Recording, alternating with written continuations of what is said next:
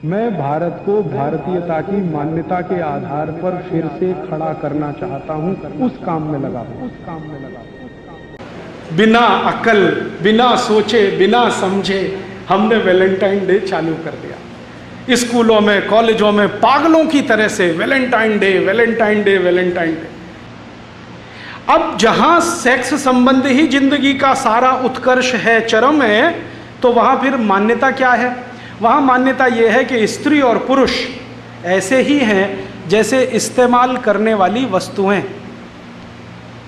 जब तक मजा देती हैं इस्तेमाल करो, जिस दिन नहीं देती है फेंक दो, नहीं ले आओ।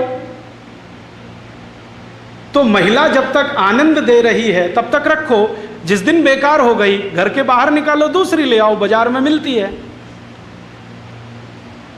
अब परिणाम क्या होता है कि एक साथ बहुत सारी महिलाओं से शारीरिक संबंध रखना, तो पता कैसे चले बाप कौन सा है?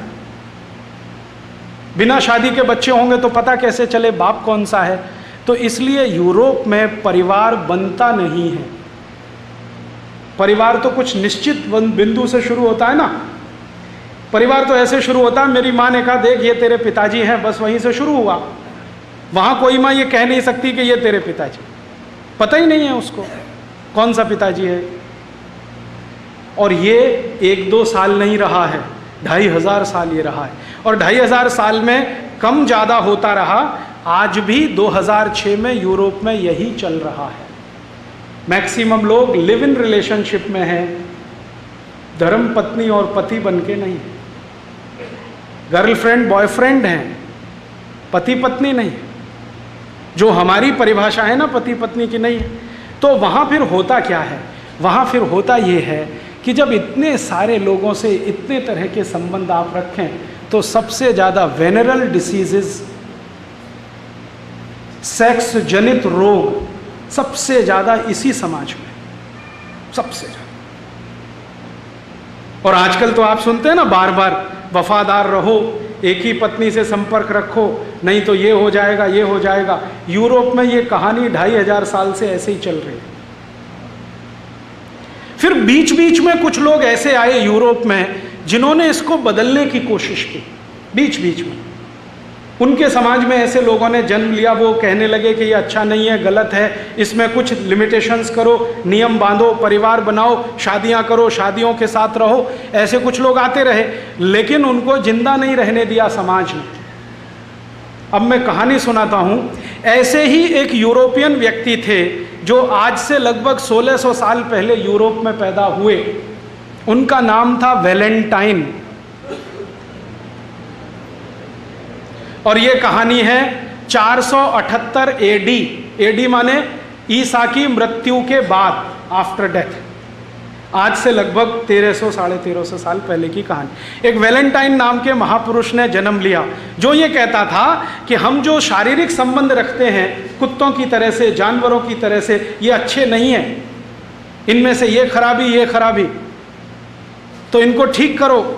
एक पति एक पत्नी के साथ रहो, विवाह करके रहो, शारीरिक संबंधों को उसके बाद ही शुरू करो।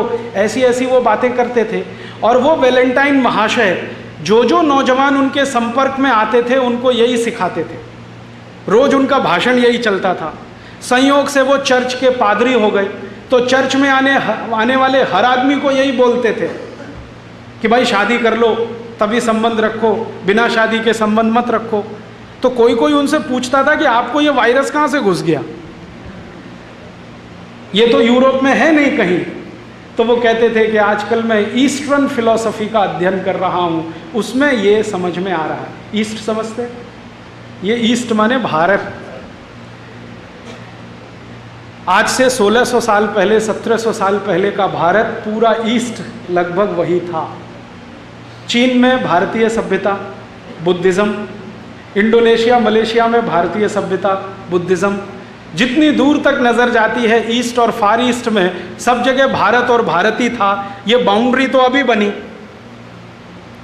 तो वो कह रहे हैं कि मैं आजकल ईस्टर्न फिलॉसफी का अध्ययन कर रहा हूं और मुझे लगता है कि वो परफेक्ट है। उसी के लिए मैं चाहता हूं कि आप ये मानो। तो कुछ लोग मानते थे। तो वो वैलेंटाइन पता है क्या करते थे?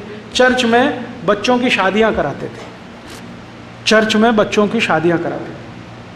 और एक दो नहीं, उन्होंने सैकड़ों शादियां कराई। जिस समय ये वैलेंटाइन हुए उस समय रोम में एक राजा था, उसका नाम था क्लॉडियस। बड़ा राजा था, सम्राट है, चक्रवर्ती सम्राट। क्लॉडियस ने कहा कि ये जो आदमी है वैलेंटाइन, हमारी यूरोप की परंपरा को बिगाड़ रहा है। हम बिना शादी करके रहने वाले लोग, मौज मजे में डूबने वाले लोग, और ये सबको शादियां करवाता फिर रहा है। तो क्लॉडियस ने एक दिन आदेश दिया कि वैलेंटाइन को पकड़ के लाओ।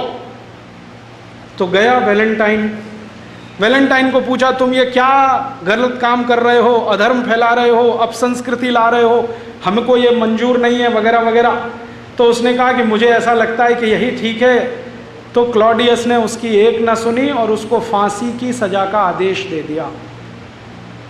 तो 14 फरवरी सन 498 को वैलेंटाइन को फांसी हो गई।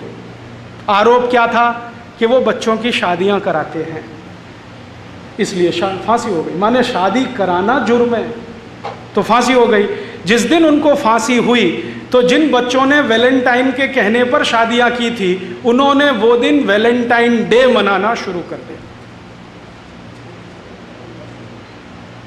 अब ये वैलेंटाइन डे की कहानी है।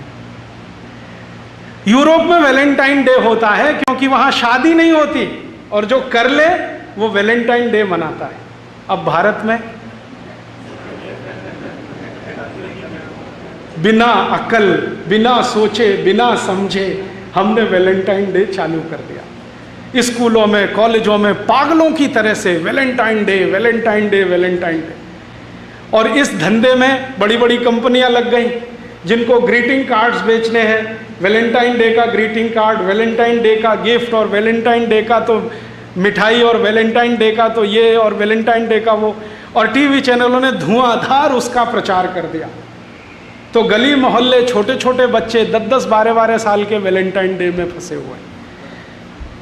हाँ, और ऐसे मूर्ख हैं कि वो जो कार्ड भेजते हैं ना, उसमें लिखते हैं would you be my Valentine. हाँ, इसका सही मतलब है कि आप मेरे साथ शादी करोगे। और वो एक को नहीं 10-10 को भेज देते हैं, 20-20 को भेज देते हैं, 25-25 को, would you be my Valentine. अभी मैं तो एक दिन तंग हो गया, परेशान हो गया। बंबई में मैं एक सज्जन के घर खाना खाने गया, तो उनके घर में एक दादाजी हैं, दादाजी 65 साल के। उनको 25 ग्रीटिंग कार्ड आए हैं, लिखा हुआ would you be my Valentine. लिखने वाले कौन हैं? 15-20 साल के लड़के लड़कियां। वो दादाजी को वैलेंटाइन बना रहे हैं। मूर्खों को पता नहीं है कि वैलेंटाइन होता क्या है। बिना सोचे, बिना समझे ये जो हम लेते हैं ना, ये ऐसा नाश करता है। तो यूरोप की तकलीफ है, वहाँ शादियाँ नहीं होती हैं। शादी कराने वाला कोई पैदा हो जाए तो उसको फांसी हो जाती है। इसलिए वो कभी कभी ऐसे लोगों को याद करने के लिए कुछ सेलिब्रेट करते हैं। हम उनकी नकल करें ये बिल्कुल ज़रूरी नहीं। ऐसा है यूरोप। दोस्तों, सबसे पहले तो चैनल सब्सक्राइब करें, फिर लाइक, कमेंट और शेयर करें। और हाँ, हमारा एंड्रॉयड ऐप डाउनलोड करना ना भूलें।